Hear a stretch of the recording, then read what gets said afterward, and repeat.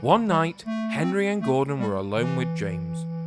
Although Sir Topham Hatt was beginning to think well of him, whenever the chance came, the other engines would talk of nothing but bootlaces. "Remember the time one had to be used to get you out of trouble, James?" Gordon would tease. James tried to get his own back, talking about engines who got sprayed by an elephant and crashed through station walls, but they wouldn't listen. "You talk too much, little James," said Gordon. "A fine, strong engine like me has something to talk about. I'm the only engine who can pull the express. When I'm not there, they need 2 engines. Think of that. I pulled expresses for years and have never once lost my way. I seem to know the right line by instinct." The next morning, Gordon was still teasing James. "Wake up, James," said Gordon. "It's nearly time for the express." "What are you doing? Odd jobs? Ah, well, we all have to begin somewhere, don't we? Run along now and get my coaches. Don't be late." James went crossly to get Gordon's coaches. They were all shining with lovely new paint. He was careful not to bump them, and they followed him smoothly into the station, singing, "We're going away, we're going away." "I wish I was going with you," sighed James. "I would love to pull the express and go flying along the line." Gordon soon arrived at the station and backed onto the train. Sir Topham Hatt was on the train with other important people, and as soon as they heard the guard's whistle, Gordon started. Look at me now, he puffed, and the coaches glided after him. "Goodbye, little James. See you tomorrow." James watched the train disappear and then went back to work.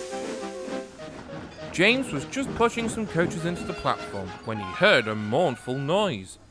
There was Gordon, trying to sidle into the station without being noticed. "Hello, Gordon. Is it tomorrow?" asked James. Gordon didn't answer. He just let off steam feebly. "Did you lose your way, Gordon?" said James. "No, it was lost for me. I was switched off the main line onto the loop. I had to go all round and back again." "Perhaps it was by instinct," teased James. Meanwhile, all the passengers hurried to the booking office. "We want our money back," one of them shouted. Sir Topham Hatt blew the guard's whistle so loudly that they all stopped to look at him. Then he promised them a new train at once. "Gordon can't do it," he said. "Will you pull it for us, James?" "Yes, sir, I'll try."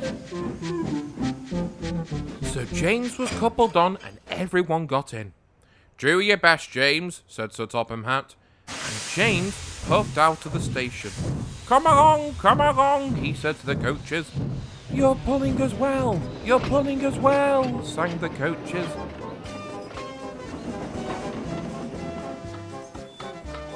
Bridges and stations flashed by. Passengers cheered, and they soon reached the final station. Sir Topham Hatt was very impressed. "Well done, James," he said. "Would you like to pull the express sometimes?" "Oh, yes, please," answered James excitedly. Next day, when James came by, Gordon was pushing trucks.